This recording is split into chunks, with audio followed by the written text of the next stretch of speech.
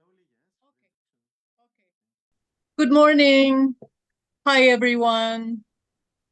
So I'll be moderating the discussion today. I'm Yoriko Yasukawa.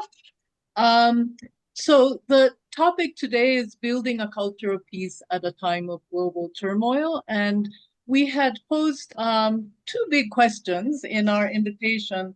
And one of them was, basically, how do we get the world to see that peace is indeed a viable alternative when, leaders seem to be exclusively focused on violent solutions? And the second question was, how do we persuade parties in seemingly irresolvable conflicts that it is indeed possible to sit down and talk and find common ground? But before we open the discussion, I wanted to share with you a very brief interview with an expert in mediation and conflict resolution, Gaston Ain, to throw out a few ideas to stimulate a discussion. Gaston is from Argentina. He worked for many years he still continues to work in conflict prevention and mediation.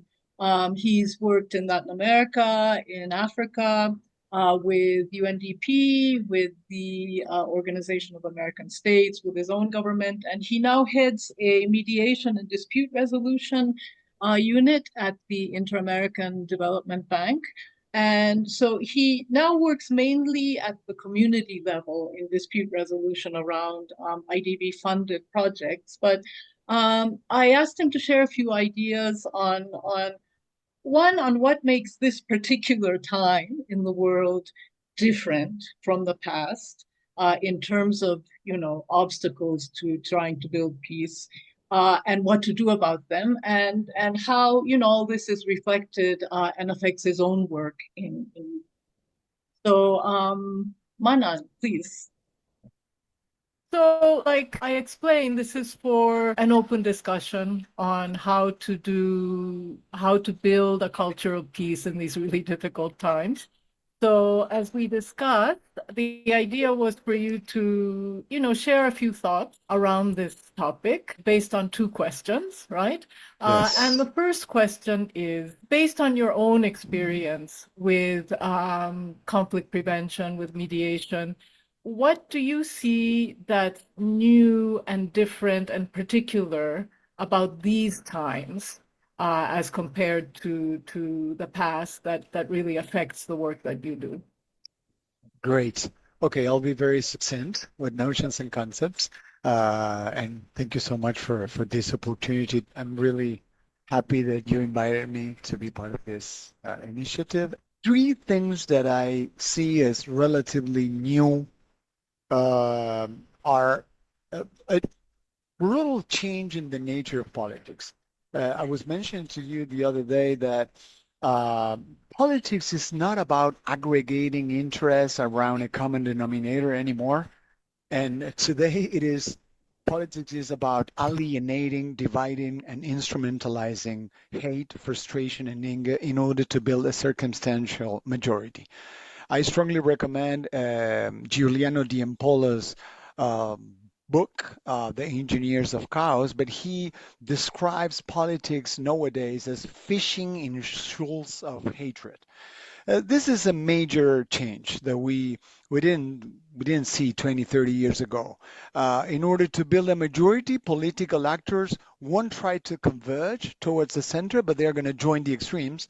And in order to instrumentalize hate, uh, activating and redirecting frustration and anger, they will have to build enemies. So they will have to stigmatize, they will have to blame. Democracy, immigrants, other politicians, other countries, individuals, the elite. So this is new. Nationalism, ethnic politics, racism are not new phenomena, but the levels of dehumanization, stigmatization, verbal aggression, and humiliation that we see, particularly online, are unprecedented.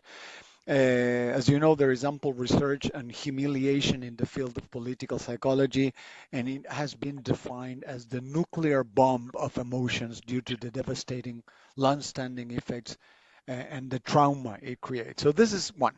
The second is the extreme levels of polarization, and in particular the psychosocial consequences that accompany this phenomena, and that is affecting citizens and communities. And according to our perception, what we see in several countries is this phenomena is leaving a broken social tissue. Polarization is a psychosocial process. It's not a political one. Uh, and unfortunately, polarization is reinforcing stereotypes, it's reinforcing hostile attribution biases, it's fraying the social fabric, and it's creating uh, optimal conditions for the oversimplification of issues that, as you know very well, are very complex and multidimensional. This is a direct threat to meaningful dialogue at a family level, in groups of friends, in the community, and between society and the state. We like to say with another colleague, Bautista Logioco, that dialogue has been kidnapped because you don't talk about things that matter anymore. Because of fear of having a faux pas or losing a friend, losing a colleague. So the intensity of exchanges and grievances that accumulate in polarized contexts are creating this tension, and families are suffering, friends, educational spaces, work, even religious spaces. Last element, this is critical in terms of its potential to generate physical violence, because we know mental polarization is a precondition for behavioral polarization, and therefore for the occurrence of various forms of violence, physical, verbal, psychological, gender-based, xenophobic. Third, that is new or relatively new compared to 20, 30 years ago is the historic low levels of interpersonal and institutional mistrust. A recent study published by the IDB 2 years ago shows that 9 out of 10 people in Latin America mistrust their fellow citizens or their institutions. They conducted a comparison between OECD countries and countries in Latin America, and interpersonal trust fell all over the world from 50% to 35% from 2010 to 2020 in European countries and countries that are member of the OECD.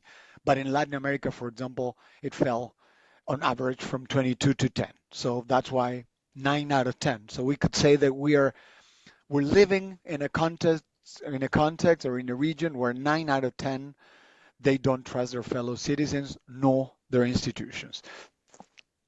3 out of 10 in Europe and OECD member countries. So these are the three elements that I would like to um, uh, consider for analysis. There are major changes and obstacles, I would say, to build a culture of peace. This major change in the nature of politics, this emerging phenomena of psychosocial polarization in these levels of trust that have plummeted all over the world, but in particular in Latin America. So, what do you do faced with, I mean, each of these challenges are, in itself really difficult. And in combination, it's almost overwhelming. But so, based on your experience, again, I mean, what are some strategies, methods, tools that you've used that you think might be helpful in dealing with these difficulties? I totally agree with you. These three elements combined make the task of building peace and a culture of peace almost impossible. But what I do think, dear Yuriko and colleagues, is that we need to uh, adopt a bottom-up approach. I mean, the very grandiloquent speeches, I would even say UN resolutions and bureaucratic um, up-down approaches. I don't think they're working because, as we said, some of this phenomena, polarization in particular, permeates even the smallest units of society, so families. So what we're doing is when we intervene, we try to put human relationships at the center in every interaction we have, in every space we convene, in every intervention we sponsor. We Secondly, we as practitioners, we try to resist the temptation of giving opinion on issues or topics that are presented in a dichotomic way or through mutually exclusive lenses. Third, we exclude social networks to have conversations that matter. Uh, I tend to have exchanges with colleagues that they're even promoting an exodus out of social networks because of the very uh, Social network meaning social media. social media, yeah, social media, social networks, social media. We're trying to preserve the relational dimension on every single exchange, and that implies uh, sometimes um, knowing when to stop, having an exchange with someone, choosing carefully the timing, choosing the moment, choosing the setting. We have to avoid and fight simplification and topics. We have to avoid stigmatization at all levels, and we need to start by recognizing the importance of the task of the role performed by the other. The UN, ombudsman's offices, NGOs that we work with, they recognize that um, very serious violent situations and gross human rights violations, they all start with verbal attacks, cross accusation, stigmatization, smear campaigns. So we need to start by recognizing that what the other is doing is important, is valuable, even though we might not agree. But I think we need this work focusing on very at a very grassroots level. We need to do this bottom up. And to close, I would say there are a few NGOs, one very known in Germany, that what they're doing is they're making pairs. They're choosing people that think very different on topics that are important, same gender marriages, legalization of drugs, abortion, and they are making these pairs. They are asking them to commit to have 3 or 4 encounters one-on-one live by themselves over a period of 2 months. They ask them only to follow this very simple protocol, being respectful, have these quiet exchanges live. And after that period, they ask them to come back and see if they change a little bit their views, if there has been any cross pollination. So some NGOs are trying to reconstruct this frayed social fabric through this very, very artisanal, I would say, approach by asking people who think very differently to commit to have a respectful exchange. Um, Away from the media, away from the TV, away from politics, and try to come up with some minimum changes on either side and see if that helps. I know they are doing this in Germany. I know some NGOs are doing this here. Search for Common Ground, for example. Those are the examples I'm aware of. Thank you so much. I mean, that last example is really interesting. And, I think this is great food for thought. And thank you so much for taking the time. And I'm so sorry you can't join the discussion, but, I'm you so know, sorry for not being able to. Thank you so much for but we'll the let you know invitation. how it goes. Thank you.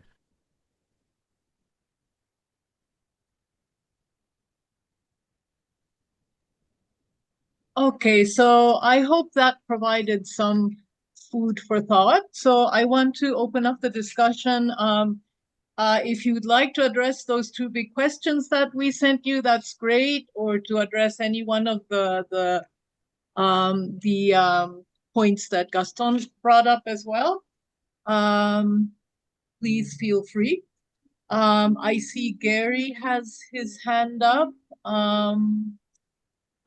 Let me just take down the names first. Silene, Osnat.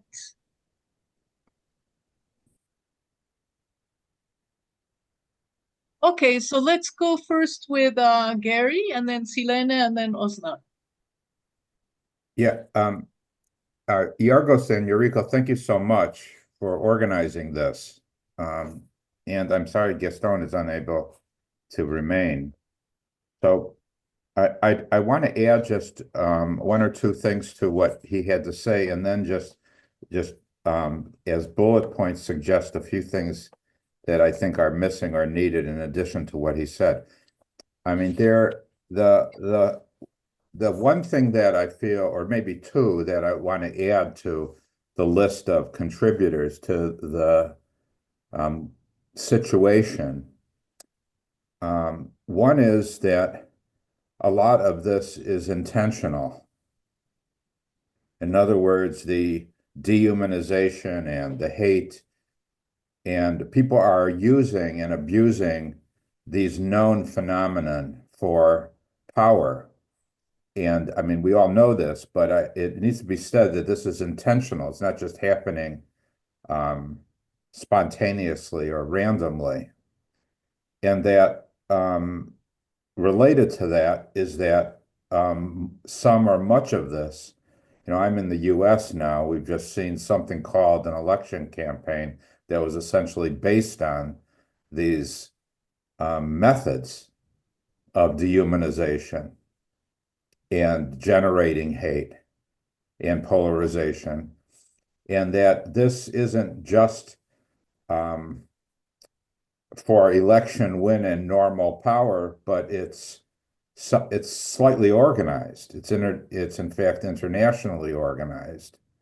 There's crime networks, as it were, involved with the generation of this. Okay, so I'm just going to put that to the side. That's actually some of the most difficult aspects of this. The three or four things that come to my mind as to what needs to occur. One is that there needs to be public education in these methods that are being used, so that we can all recognize dehumanization and the generation and abuse of hate as toxic or poisonous actions, so that we can avoid it as we avoid, unsafe foods or unsafe water. We need to begin to see this kind of speech or media as toxic and reduce our exposure, or at least be able to see it rather than being able to only be a victim of it. So there's something about in the need of public education and training in understanding this phenomenon. The three other things that I want to just make a note of, or just put in for our conversation. The conflicts need to be managed more intentionally and continuously. And I don't know if the UN is up for it, or it's a different or several international organizations, but both at the level of leaders as well as at other community levels, there needs to be outreach in, even if there is this hate and is this the dehumanization and whatever, that the violence is able to be cooled down. And there's methods that we and other organizations have used for doing this. So in other words, you can hate someone without doing violence. You can smoke without drinking. You can drink without smoking. So there's something to be said or done or guided or trained about having violence itself be seen as disgusting and off limits and something we don't do. And outreach and public education are two things that can shift the norms and the behaviors on that. Next, I think that globally and locally and so on, we need some new stories, some new narratives. I've really been influenced by Yuval Noah Harari's latest conversations on video, as well as his last book, Nexus, which reminds us that we're being generated by stories.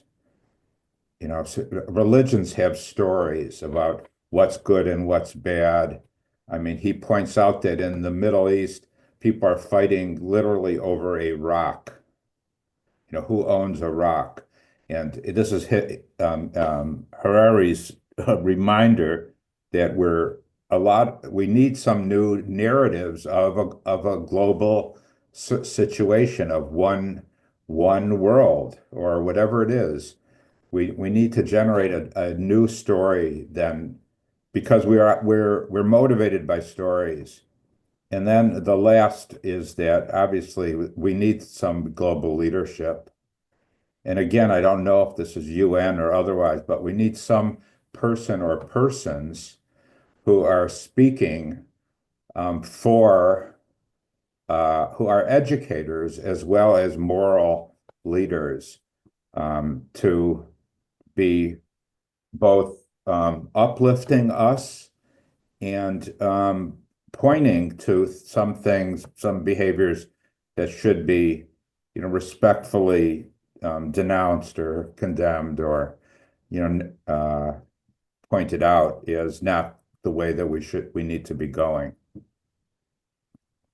Thanks, Gary.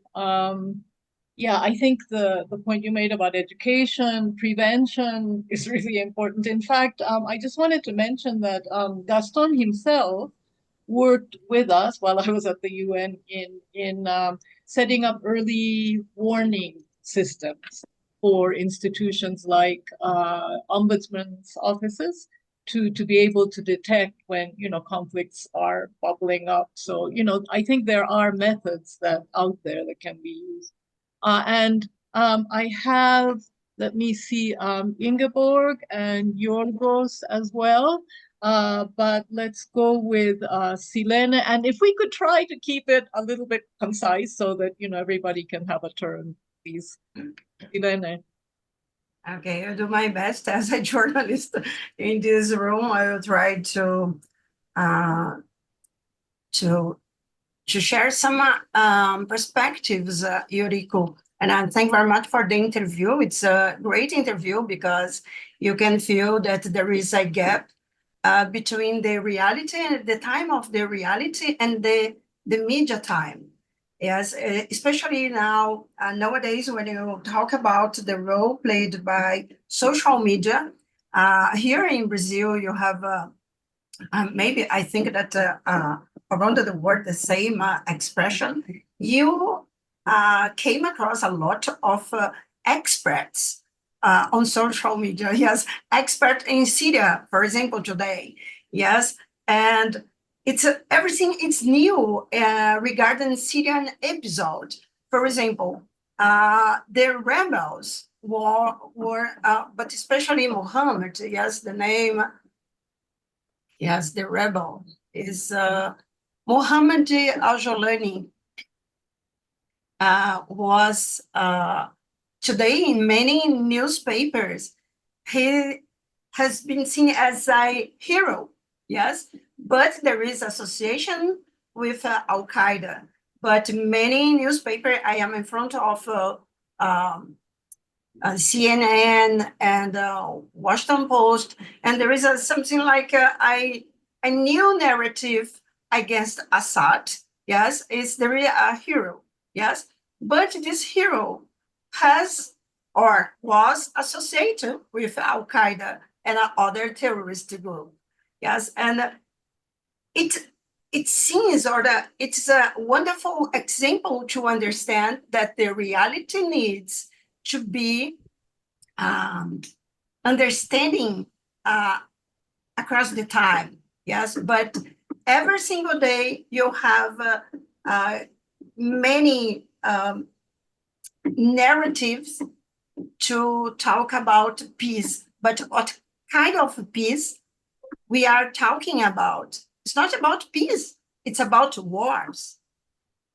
Yes, I'd like to share an experience in Iran. during my stay there, studying at Akon University, and the director told me, "Doctor, I'm sorry, but your understanding of peace is wrong.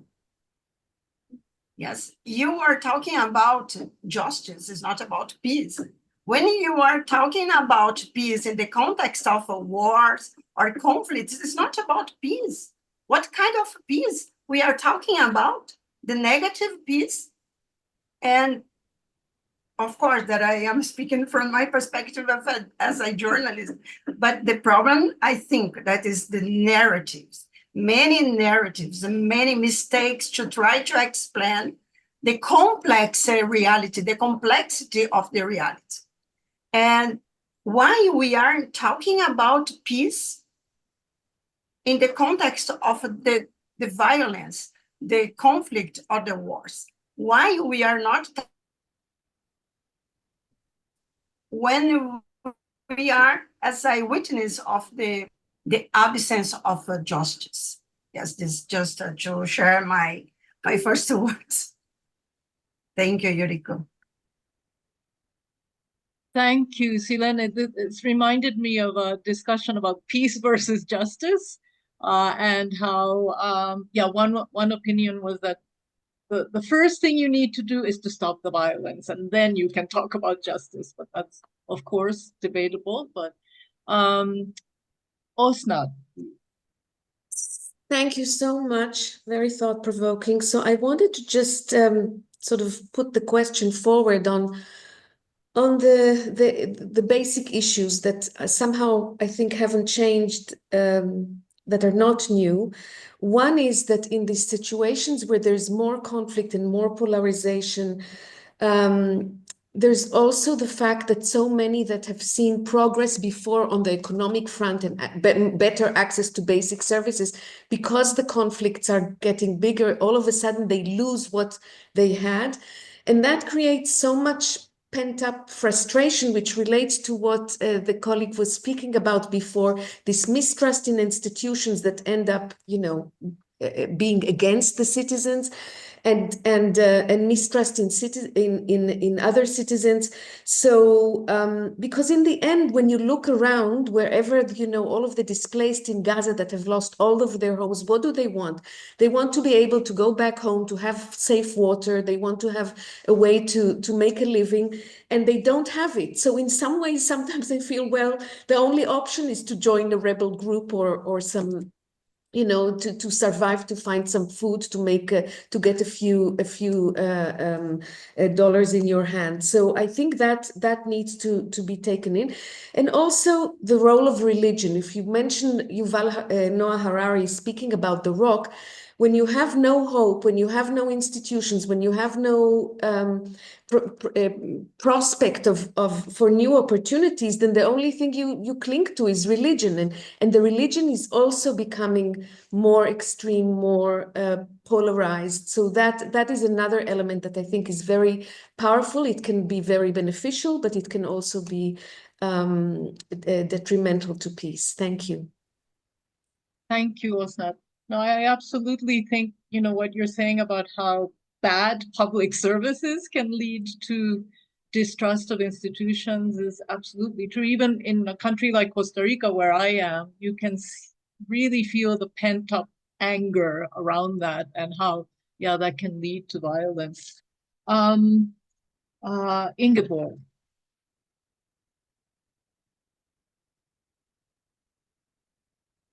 Yes, thank you.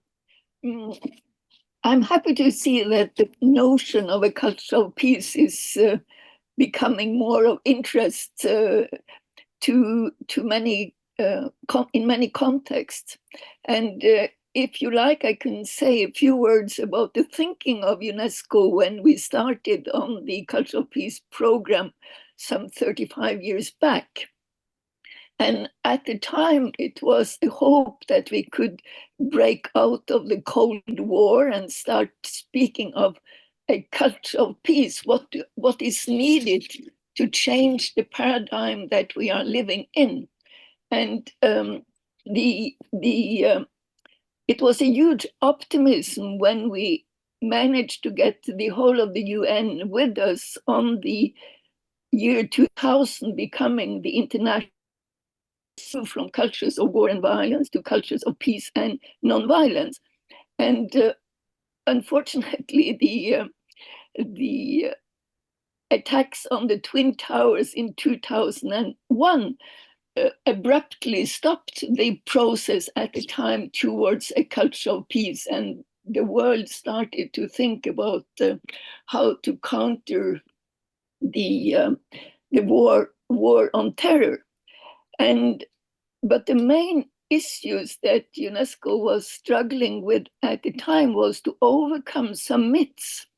And I can mention three of them. One, that if you want peace, you have to prepare for war, which is civis pacem para bellum, which is what we are doing the whole time, whilst building up big military structures. We are taking both the money and the attention away from building a culture of peace. So we insisted on that if you want peace, you have to prepare for peace and not prepare for war. The other thing was that many people think that, or at least thought, that violence is an efficient way to obtain peace.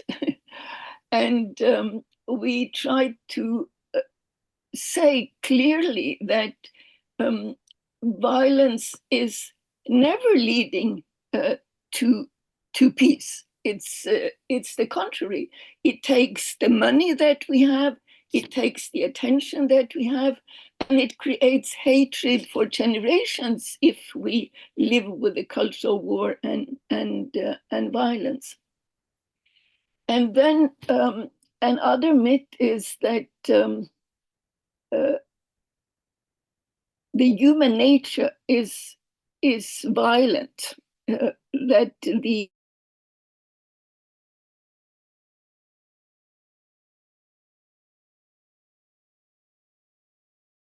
brought a lot of scientists from different fields of science, and they came up with what we call the Sevilla statement, which clearly underlined that there is nothing in the human genome that makes human being violent.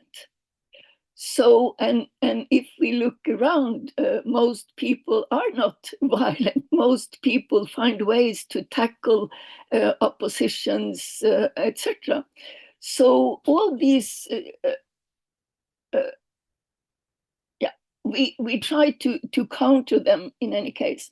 And we developed what we called a Manifesto 2000 on the culture of peace.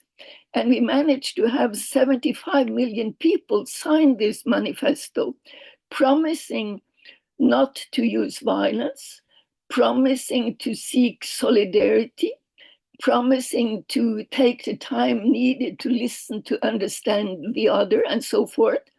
It is a good and viable project today.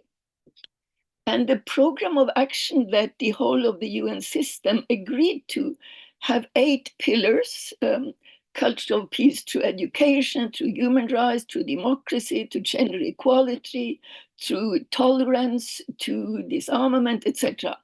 And of course, for UNESCO, the main topic was how to create peace in the minds of men, or in the minds of women and men. So the educational challenge was the absolute biggest, and still is the biggest challenge. So even though we had a program for the year 2000, we had a 10 years program, a decade to follow, it was all undermined by the war on terror. And we haven't managed to get back to this culture of peace thinking again. But I see signs now, when the world is so exceptionally violent, and we have more than 50 wars around in the world, and not least the genocide in Gaza, the war in Ukraine, Sudan, etc., etc., the cultural peace notion is again starting to take new roots. So I would think that it is, I would say, yeah, it could help to go back to the experience that UNESCO and some of the rest of the UN system had with the cultural peace through the decade, and see what can lead us today. Because I think that all of us feel that the narrative today is very negative. It's intellectually negative, and it dismisses the possibility of peace. So insisting on that peace is possible, I think, is one way we can work today. Yeah. So I'll stop there for the time being. Thank you. Thanks, Ingeborg. I think it's absolutely true that there's so many assumptions that we make, right, about how peace is impossible. And I think you have to refute that narrative. Before I give the floor to Yorgos, I just wanted to invite people who don't normally attend these sessions, especially the friends from Latin America.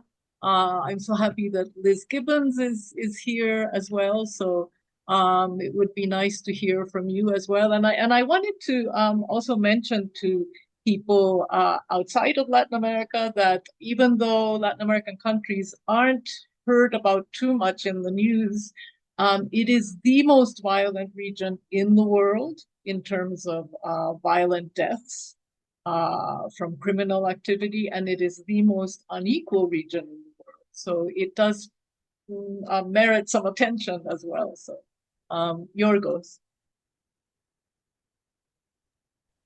Yuriko, many thanks for all the comments that were made before.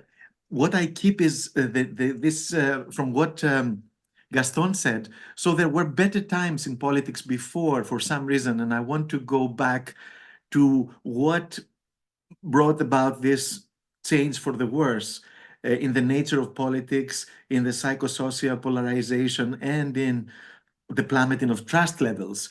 And I would like to identify the causes of those as a way to intervene and perhaps reverse this trend. And for me, I can see what was mentioned also before. There is a globalization that has gone rogue in a way because it emphasizes efficiency for business purposes or profit maximization, but does not respect particularities of culture, religion, this right sensitivities of people, personalities, and all that. So it's a bulldozer globalization that creates also backlash. The other is a rights without responsibilities culture also, and I think there we have gone wrong with the younger generations also in terms of education, because overemphasis on rights deprives people of a sense also of responsibility and discipline, self-discipline first of all. So there is something wrong there, I believe. Good intentions that we have gone wrong in education. And then the third one, the lack of principles and the overemphasis on success or success by all means at any cost.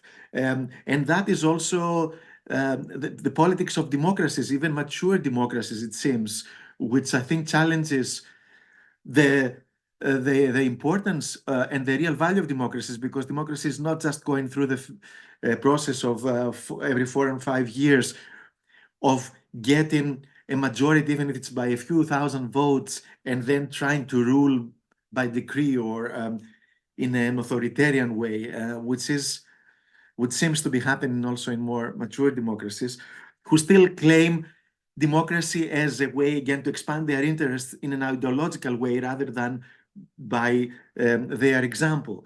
So I think if we point to these things and more, we see the need indeed for a new narrative that I think also Gary and other colleagues spoke about, a new narrative that really pays attention to the individual, to the diversity and its richness, to not only profit, but a broader sense of common good that may sound basic or given or naive, but I think they're still missing, and somehow we have lost them from the education systems, even of well-funded countries or democracies who consider themselves so superior that they can create havoc or attack others around and all that.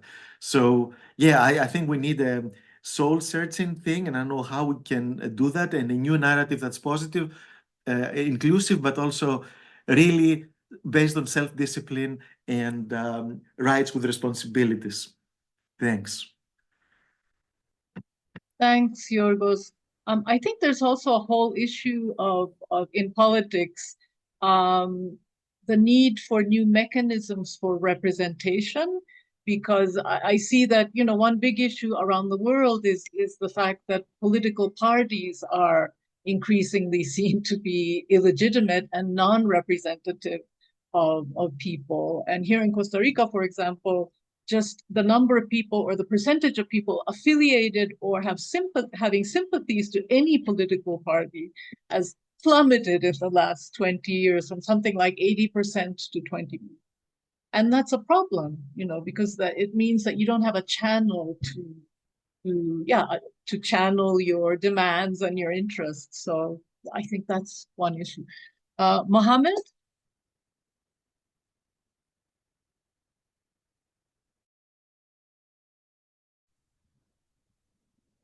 Hello, everybody.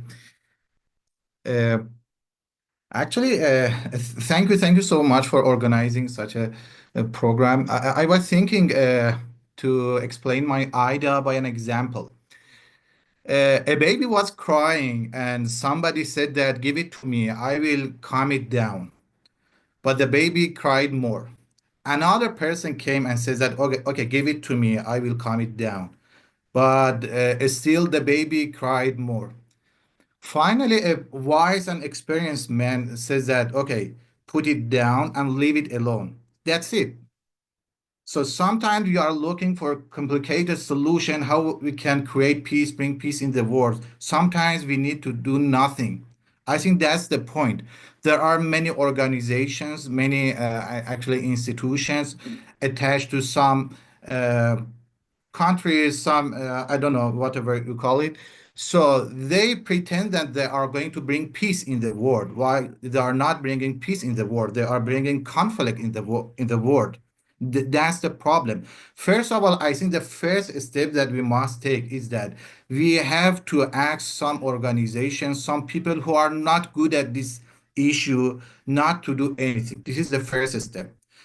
And after that, I think that unfortunately we forget new generation. We have actually a generation, they are talking about peace, safety, everything for 3 decades, 4 decades, and we never listen to new generation, I think. When I say we don't listen to new generation, I don't mean that we don't invite them to our programs, we don't listen to them. Yes, we invite them, but actually we don't listen to them carefully because they are those who are supposed to build the new world, the next world. So this is another important issue that I think we have to engage new generation, because you know what is happening in Syria, for example, these days. So the new generation think that actually Bashar Assad was an evil. So they are looking for better life, more beautiful country. So I'm not going to judge them. Some of them are extremist people. Some of them maybe they are open-minded people. I have no idea about them. But we are seeing that whatever you see in Syria, they are new generation. Not all of them, but maybe half of them. So it shows that how important the new generation is. And the third one, I would like to thank you. One of the audience mentioned about the religion. Yes, religion, I think, is one of the most important things that we have to pay attention to. That there is a famous quotation from Hans Kung, a famous Swiss theologian. He says that there will be no peace among the nations without peace among the religions.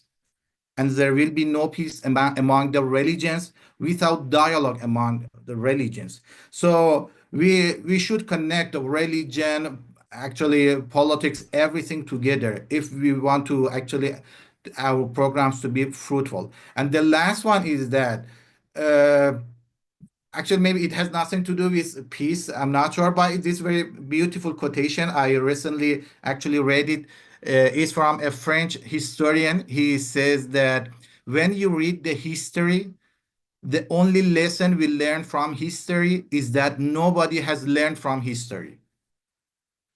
So when you read history, this is actually what I'm saying. In history, we think actually kings, actually presidents, they have done a lot of things, but it was better to do nothing. If they didn't do anything, we would have better world. Thank you.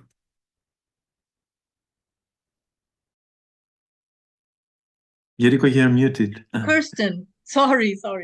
Kirsten, please. Much. I would very much like to build on what Muhammad said.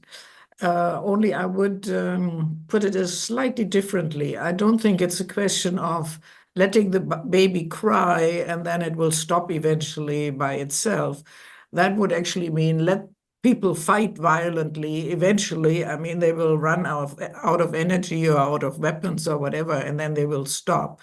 I think that is a bit too radical. But what I think we have to do is to not constantly think that we have to reinvent the wheel. I mean, we have to build on what we have in terms of peace initiatives, peace culture, tradition, and of course, the United Nations. It's their core mandate. And I mean, we need to understand why in the 75 plus years the organization has not been fully successful. I actually, in the process of reading this book that just came out by Richard Falk and Hans von Sponeck, which is called Liberating the United Nations, Realism with Hope, and where, I mean, they in great detail sort of follow the course of the United Nations since 45, where it deviated. And I think what comes out is actually that on occasion, we have lacked the rigor and the courage to actually uphold what was agreed in 1945. And I mean, there are many missed opportunities, and I think we have to become more aware of those in order to also see where today we are probably missing opportunities. I think we constantly have to be all of us on whether we work at the community level through NGOs or at the government level or even at the international diplomatic level, we have to constantly be on the lookout where we may be missing and where we may be sidestepping an issue where we should not be sidestepping it, but where we have to, with courage, by all means with diplomatic skills, but still speak the truth. One last observation based on our first intervention. I think what would help a lot would if we could get back to education and say, look, you don't hate people, you hate behavior of people, or you may be hating what they think, but you respect people. And I think we need to get that back. I mean, this is how I was raised, you know. And I mean, then it was left to me whether I wanted to tolerate something or whether I want to fight a certain behavior or a certain line of thinking or whatever. But I was told you respect people.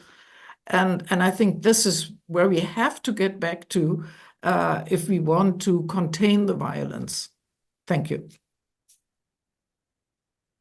Thank you, Kirsten. I'm trying to see if there are others who would like to speak. Also, what you were saying about, missed opportunities to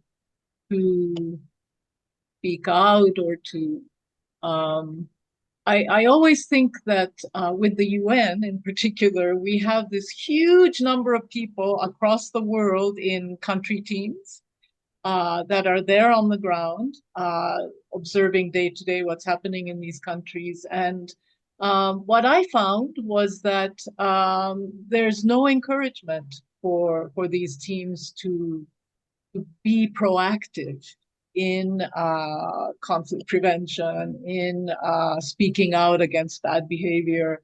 And in fact, you're very much discouraged, in my experience, to take a proactive role because, it's this sort of whole risk-averse culture within the United Nations. And we've seen the consequences of that in a number of countries.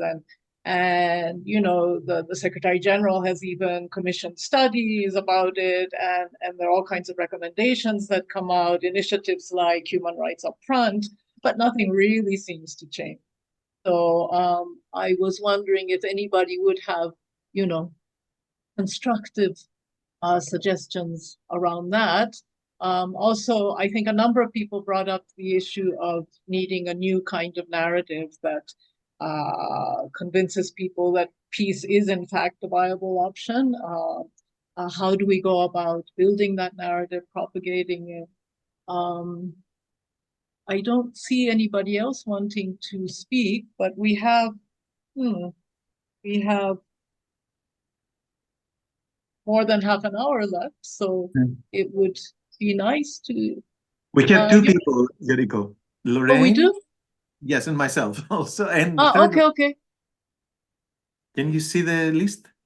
I'm trying to. Oh, Lorraine. Yeah, sorry. And Yorgos and Osnat again. Lorraine, please. Yes, thank you, Yoriko. Hello, everyone.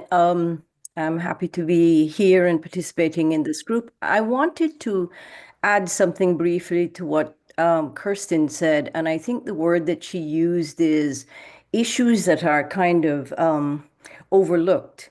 And living in the United States as I am, and with the recent election, there are two monumental issues which I feel are incredibly overlooked, and one of them is inequality, economic inequality, which seems to be something that's just sort of hidden under the carpet and no one talks about it. And the candidates talk about the middle class, and there is no mention of poverty, which is of course rampant everywhere, including in the United States. So that is one issue. And then the other issue is the also monumental impact of misinformation and the role of artificial intelligence. And when you think about a society like the United States, where it's a fact that 54% of the population reads below the 6th grade level, which is 11 years old. I mean, it's not difficult to understand the difficulty of discerning between fiction and fact. And also, the last thing I'll mention is the role of big business in paying for this kind of and pushing this kind of misinformation and disinformation on societies. So that's the three things I want to mention. Overlooking the role of poverty, which of course pushes people to want to throw out whoever the incumbents are, desperately trying to effect change, and also the role of AI and what the world intends to do about that. I don't see a lot happening, and I think it's just going to become more dangerous as we move forward. Thank you. Thank you. So Yorgos, Osnat, Gary, and then John. Thanks again. What I want to say, it's good perhaps to differentiate between two levels of analysis. And for me, culture of peace, it could be more at the human level, let's say the experiential level, and where education and respect for human beings, and also these issues about precarity, the economic system, are there and as the root causes, and create a culture that is really not for peace, but a sense of besiegement for people, individuals who feel like they have to achieve a lot, they are insecure, this and that, and they don't have the tools because of education. They have been told about rights, but they don't see them materialize. They don't know the effort they have to make and all these things to cope with this. And those who can become even stronger and richer and everything. That's, for me, more culture of peace at the individual level. And then there is the United Nations institutions where you also become about more technical and more like institutional, in the sense that you send envoys, you empower your people, as you said, Yoriko, that is, they're not empowered to talk about more proactively about peace. Of course, these are connected, but for me, sometimes there is a mismatch and an attempt to deal with one with means that should be used for the other. Like, for example, the Secretary General started this effort for a new agenda for peace, to update the agenda for peace that Boutros Ghali issued in '92 after the end of the Cold War, and was approved by the Security Council at that time, and talked about peacemaking, peacekeeping, all these wonderful methods that worked for a while, but of course the world changed and whatever, all the problems, and then we have again clashes among the big powers, or directly or by proxy. So what the Secretary General said eventually, the new agenda for peace, was about patriarchy and some gender issues, etc. These are root causes, I believe, but they are more dealt with at the level of society, or not at the institutional level of the UN, where you would expect, again, some tools like fact-finding, meaning to establish the truth, to have envoys, to talk to people even if they are bad for a while, and this peace versus justice balance to keep. Those are important things by themselves also, and they have certain techniques to have results. So I think, yeah, and we should be differentiating, I think, and attacking each one of these two levels, or there may be more, with the appropriate means. Thanks.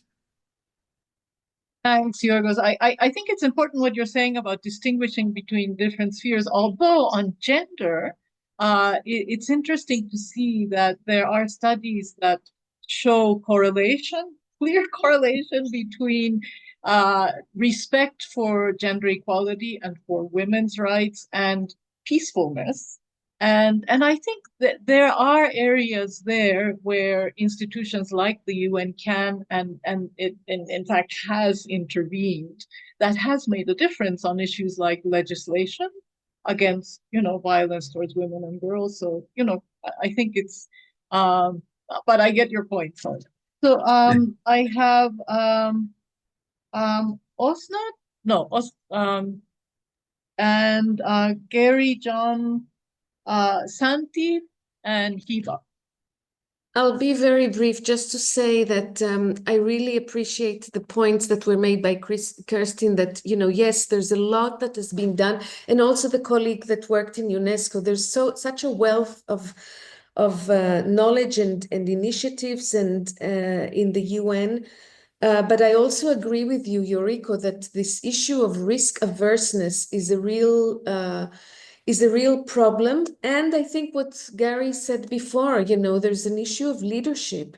And sometimes, people need to be able to jump off and take risks. And we haven't seen that enough in order to intervene and really exercise the full power that the UN could bring. So that's, I just wanted to make that point. Thank you. Thank you. Gary. Yeah, I want to amplify what Lorraine had to say about the misinformation, disinformation, but also the continuous lying, which Hannah Arendt wrote about as well. These are all things that need some form of both education and treatment as if they are toxins, because they're clearly, and it's been shown in studies that they're accelerators of the violence. The only two other things I want to say that are related is that violence behaves exactly like a contagious disease. So it's what that means is that it has very characteristic signs and symptoms leading to morbidity and mortality, injury and death, and that it causes more of itself, which is the definition of contagious. All the waves and curves and graphs and charts are indistinguishable from any other contagious disease. So we have a pandemic process going on that needs interruption and management in a similar way. So it's as if we've misdiagnosed this problem. It isn't a human nature problem. It's a contagious problem.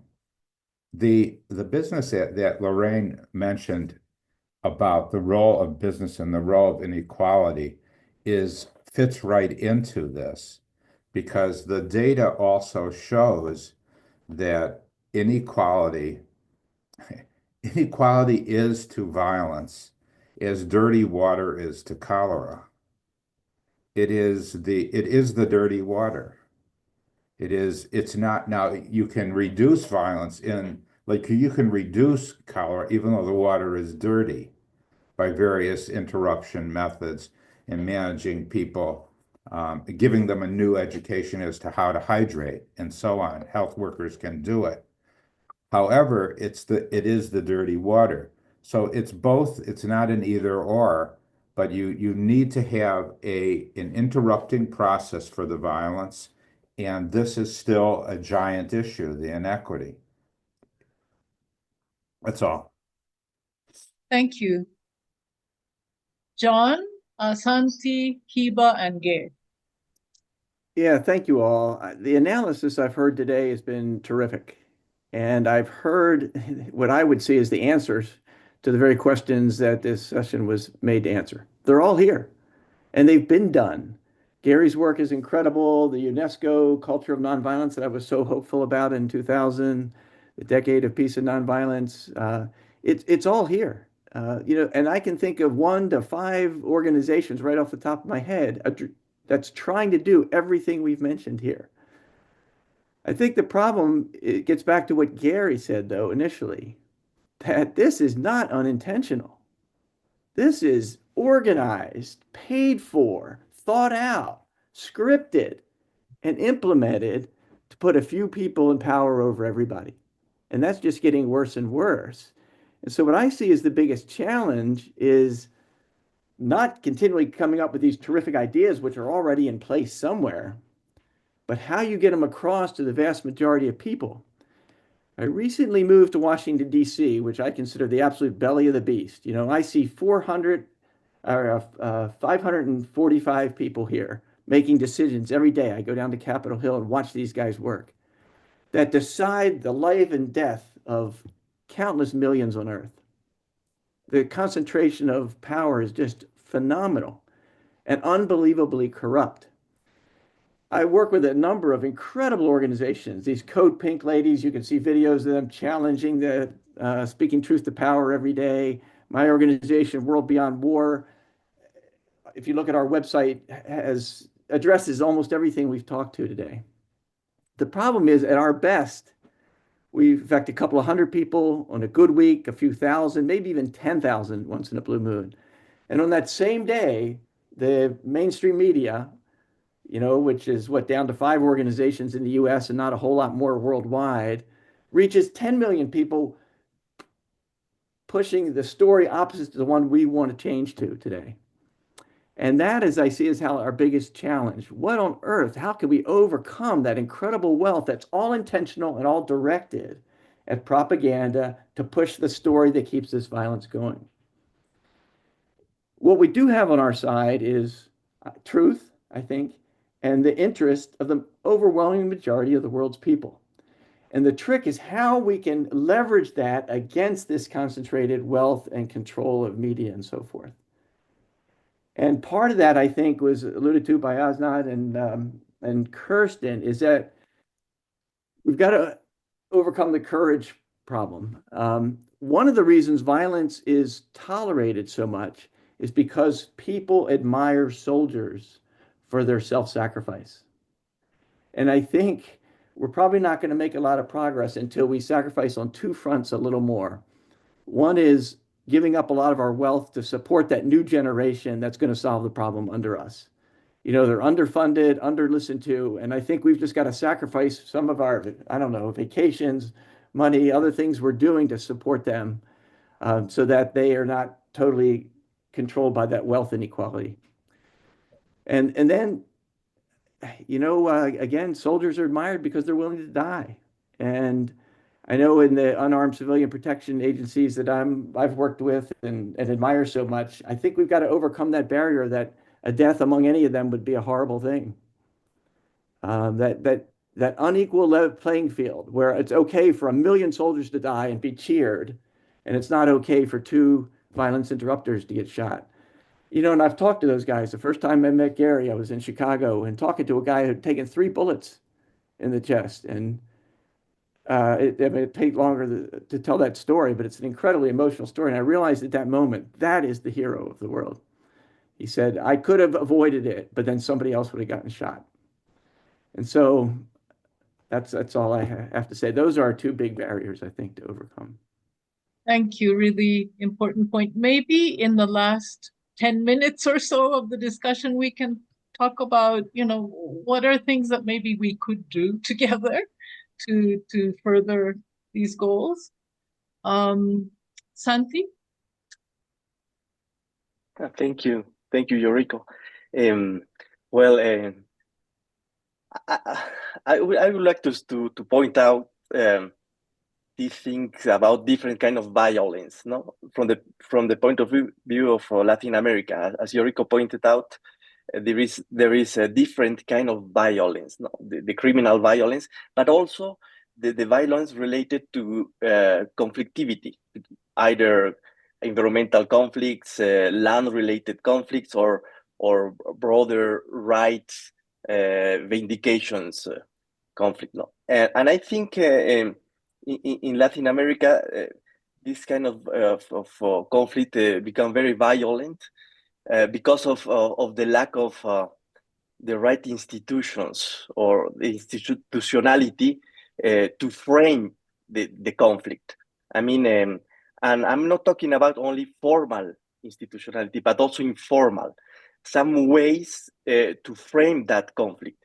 If we can think about a right institution for that, I think the recognition of the indigenous people rights or other actor rights is a core issue within this institutionality, and that prevent that the violence came out. Without an institutional frame of the conflictivity, I mean, the risk of the violence is very high. The institutionality, the other advantage of frame the conflict in one institutionality, formal or informal, is that we can think about constructive power relations between actors, either the state or the social actors or indigenous people. When I talk about constructive power relations, we recognize the unbalance of the relation, unbalance of power. But with a correct framework, we can deal with that unbalance of power and try to deal with the conflictivity or the vindication of the people. Without with this, we step back or step forward from the conflict, from the violence. Without this institutional framework, the violence is more probable to came out. I mean, in summary, I think this frame, if we can think about the conflict in the institutional frame and in constructive power relations, we can go out from the violence risk. Thank you. I think that's a really important point, and I think actually that's an area that the UN has been able to be useful, at least in some cases, to sort of make up for that power imbalance and also help countries to build these institutional frameworks to resolve and prevent conflict. So, Hiba and Gay. Thank you so much, Yoriko, and thank you, everyone. That's very insightful. I think I will answer your question about what can we do, because I've lived in the UN for 22 years. I resigned and I founded my own foundation and company. And the reason why is because I think there are limitations when it comes to the UN. There are limitations when it comes to leadership, unfortunately. And the limitation here is the hidden agenda, or any other obstacles that we can have no control on. But if we can flip the pyramid for a minute, go to the root cause, try to really reach the people in the ground and try to help them through our expertise. In a nutshell, the refugees, the people in marginalized areas, all these people, I personally started working with them for a year now, and we are bridging the gap of trade between Africa and the US. And I find this amazing because they are not related to any leadership. They just want to live, they want inclusion, and they want a normal life. This normal life can happen if we give them this chance to work and to produce. If we always put them at the marginalized area and the refugee area, we will always be here talking about the same thing. So I think we need to go to the root and flip it and work in there and just do it with our own hands without waiting. Maybe the legislation will change at some point afterwards, but we just need to do it ourselves. Thank you. Thank you. Gabe? Thank you. I'm glad to come in at this point. It kind of follows what Hiba was saying, I think. And this may be odd to hear from a global North person like myself, but I think the new situations laid out at the beginning by Gaston are not actually new. They've just expanded so much. They have reached us in our comfort zone here in the global North, or what some people are now calling the minority world, as opposed to the majority world. Because the lack of justice and inequality and oppression and manipulation and misinformation have been percolating for years and generations, and it's just erupting more. So we're finally seeing it and have to grapple with it. But in my work of the past 10 years since I left the UN, I see a lot of local actors in the majority world or the global South doing incredible peace building work at a very local level. And this is also what Gaston said about centering on the local. How do we promote these stories? Because they're working in such a different environment. I put some links in the chat to websites with information on these long-term approaches that can be models for deep-rooted approaches to resolving conflict non-violently. And I would propose that maybe, Georgios, we consider doing a meeting that would be on a topic like how to decolonize the UN and its thinking and its approaches and its practices and procedures, because I think the UN is really caught in a bind, in blinders that make it very blind to what is really happening and how it is still caught in a legacy of colonialism. And until it deeply reflects on that and changes, it will not be able to be the contributor to world peace that it wants to be. Thanks for listening to me. Thank you, Gay. I have a comment here from Patricia Salgado, who says that I prefer to write my comment. Peace cannot be fully obtained in an environment of economic inequality. Some economic forces may get or are getting profits as they push to destruction of some public institutions like housing, health, and education policies and institutions. not having these public services may put people into a desperate economic situation and being more sensitive to manipulation by fake news. I think that's an important point as well. And the whole concept of positive peace, you know, includes basically ensuring a life of dignity for everybody, including housing, including education, including health. So, do we have anybody else?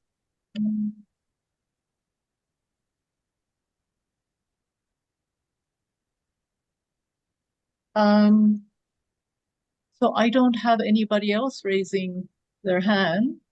I wonder if anybody has any suggestions in terms of whether there's something we can do with, you know, all of these wonderful ideas that have come out, and you know, taking up John's comment that, well, we know what the right thing is, you know, the issue is getting it out to many more people and being able to compete with other forces that are able to reach many other people, you know.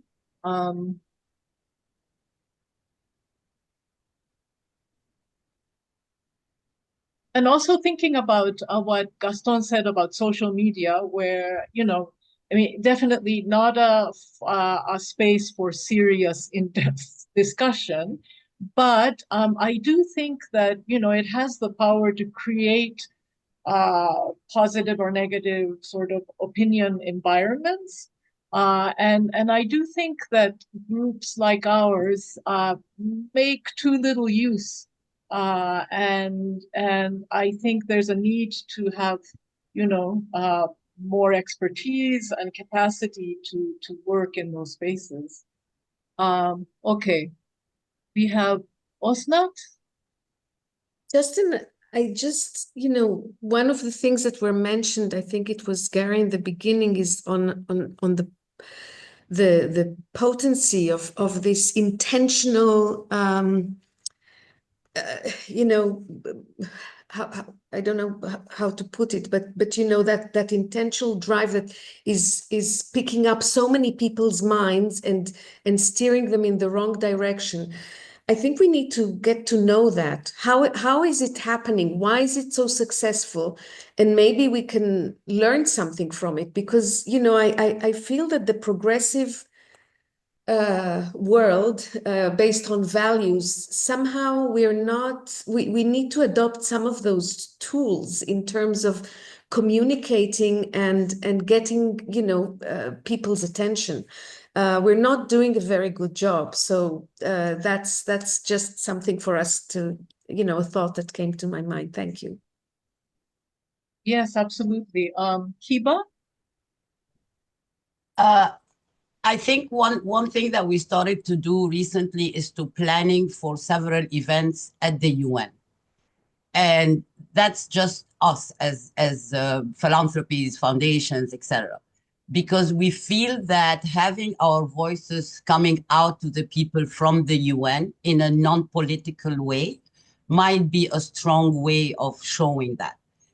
Also highlighting the positiveness of the negative side, you know, so whatever it is that in every negative there is positive. So that's in general innovation, you know, people who can do something, all this, and also roundtables in the UN.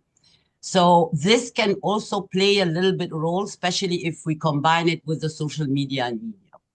So this is just one suggestion as well. Great, thanks. I do think it's important, yeah, what Osnat was saying about learning from the other side. And one thing I did that was very sort of revealing to me, working with Gaston, actually, with him in his mediation unit, is that method matters, and having effective methods and tools to mediate and to facilitate dialogue does make a huge difference. It's not enough to have goodwill, but to have the mastery of the hows is very important. I think we're getting to the end of our time, right, Yorgos? Kirsten raised her hand, and Ingeborg also. Okay, so we have another 7 minutes, Yoriko. Okay, so Kirsten, Ingeborg, and Yorgos, and Gary, and then we'll wrap it up. Thank you. I just wanted to build on what Gay said. I mean, I wouldn't call it decolonizing the United Nations, but I think what comes out of this discussion, you have to work at several levels. And clearly, we cannot forget about the UN. It's the one that is most removed from people's daily life.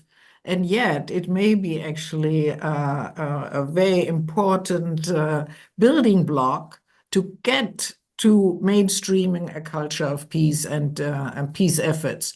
And I think here to put our heads together to see, I mean, how one can streamline, how one can better balance all the things that the UN is doing by addressing root causes that ultimately lead to violence and yet containing violence.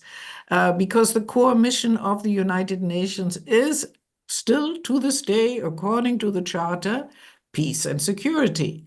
And I think part of the problem is that we attack too many things with the UN system at the same time.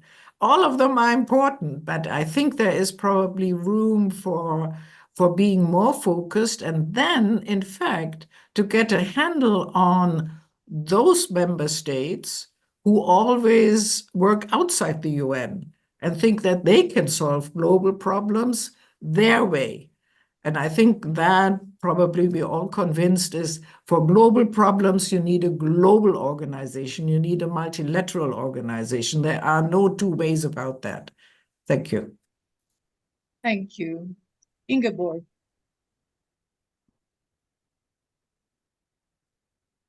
Yes, thank you. I just wanted to speak to this motto of NATO that weapons are the way to peace.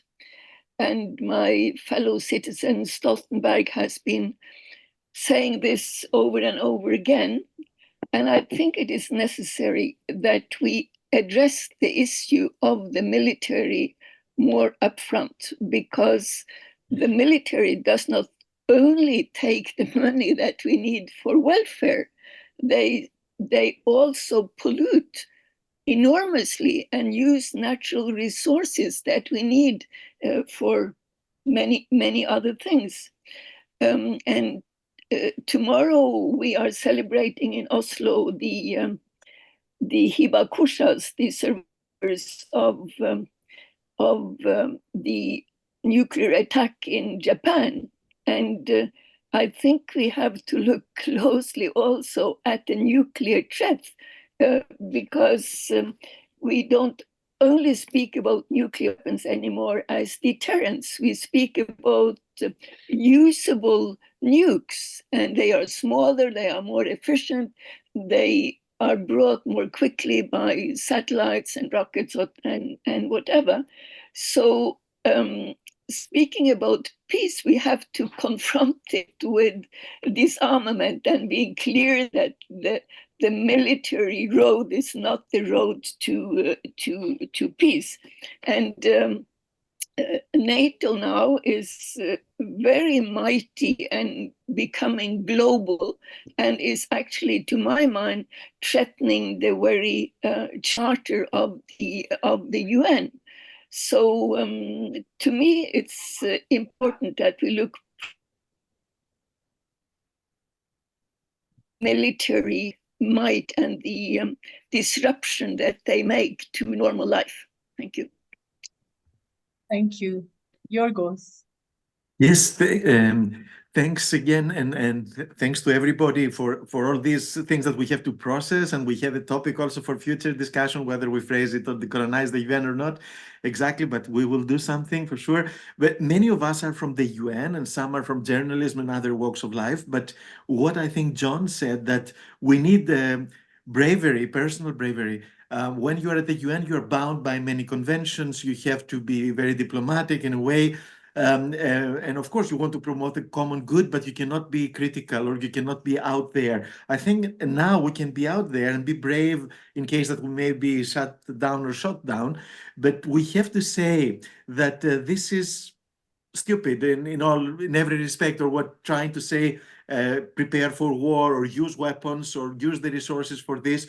We have to go out there and honestly say our opinion, because sometimes I think Gary has talked about it before, this violence interruption at the original stages, it's easier when you see somebody out on the street starting to bully somebody else. Then if you say something, you may prevent it from really happening or fully developing. But when I go, let's say, out with my mother as a kid, I say, don't look in that direction. Somebody's bullying somebody else. You don't intervene because it may backfire and you may be hurt yourself. This thing of, right, personal bravery to take a stance publicly and say that I think we should be doing it more. We don't have anything to lose. Now we had our careers with the UN, etc. I think now we'll show our moral standing also in the press. I'm surprised in the US in a bad way when I see how in a free country with a free press, the media and the networks fall behind the government mostly for external things, and they call regime, then they change it again for Assad, then they change it back to regime. The same with the BBC. So there is a lack of also, I think, bravery and honesty. So yeah, let's start at least and do something in this direction. Thanks a lot. One of the lessons that I got. Thank you. Good point. Good point. Gary. Yeah, quickly, I want to push on 2 points mainly. John Rauner's point about reach and Kirsten's point, which many people made, about several levels. I mean, and several levels of what? Of multiple interventions. All pandemics are managed at several levels. You see with COVID, there's something going on with World Health and something going on at country level and something going on at city level and something going on at community level. There was something at each of these levels. Same thing we did with global AIDS, multiple levels of infrastructure and system. And what do we see? People know a lot at the ground level about some of the intentionality of the violence that's coming down to them from their leaders. They know this in Georgia. They knew this in Syria. They know this in a lot of places. And that's why there is this public protest and rebellion in some places. I mean, this is one of the levels. Another level is violence interruption. As Yorgos just pointed out, things are sometimes easier early than they are later, but some of the stuff that is later is still early compared to what will show up even later than that. And so there's some things that you can do, that anyone can do, to try to cool people down, but the rest requires training of specialists in epidemic control or in violence interruption. Two more small points, or maybe not so small. One is the military the people in the military don't ordinarily necessarily only want to do what they're doing. There are other things that they appreciate doing. I remember speaking myself with Karen Volker to the head of training in the Pentagon of all of the armed services. What they like to do best, what he told me, was humanitarian work or digging wells to be helpful for clean water for cholera. And I've seen this myself when I was living and working in Somalia, of how they were able to be helpful, even with their laboratories. And they were actually doing some positive things during what was called the surge in Iraq, which wasn't just a military surge, but was also an outreach surge. So they can be retooled. The last thing I want to mention is that there are very, very bad actors around on the global scene. And we know who they are. And these guys, almost all guys, are what we would call super spreaders, super spreaders. And they are mentally different in as much as they've been studied. And people become such ways even when they start out differently. They don't have the same empathy. They don't have the same mental connections between their frontal lobe and the back of their brain. They don't care or see or hear or understand other people at all. There needs to be very specific interventions. I don't know exactly what they are to these dozen individuals, because they're causing, I mean, the way that you would, not allow someone to be spreading an infectious disease intentionally. So these are my offerings. It's Thank multiple you. levels with about 5 interventions, 5 or 6 interventions, just like we had for COVID or for AIDS, 5 or 6 things, multiple levels. Great, thanks. I just wanted to mention, because of what was said about addressing the issue of the militaries and being bold and brave, that Costa Rica just celebrated its 76th anniversary of the abolishing of the army. And, people often say, oh, Costa Rica's, insignificant. But this country did this 76 years ago in the middle of a region riddled with military dictatorships and civil wars and the US intervening everywhere, and managed to maintain a peaceful country, a very peaceful and robust democracy for the past 76 years. And the other day, I posted a tweet about this in X, and some military guy, I think he was from the US, kind of digitally laughed at me and said, ha, try saying that to the Russians and the Chinese, whatever.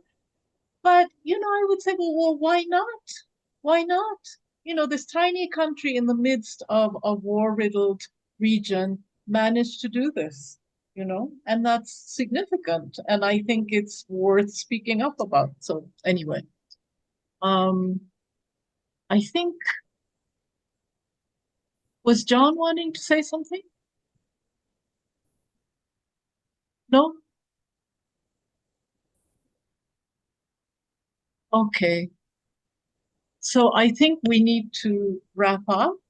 I think it would be really great, Yorgos, if we could, I know that, we'll have a recording of this, but in some way sort of have some kind of summary of all of these discussions so that we can have a record of all the ideas that come out. We'll try, but yeah, it's important to have also follow-up in practice. And we did have with previous consultations like this. The first one on the Middle East led to some letters to the Secretary General, President of the General Assembly, Security Council, etc. Right? Yes, we also want to have concrete follow-up.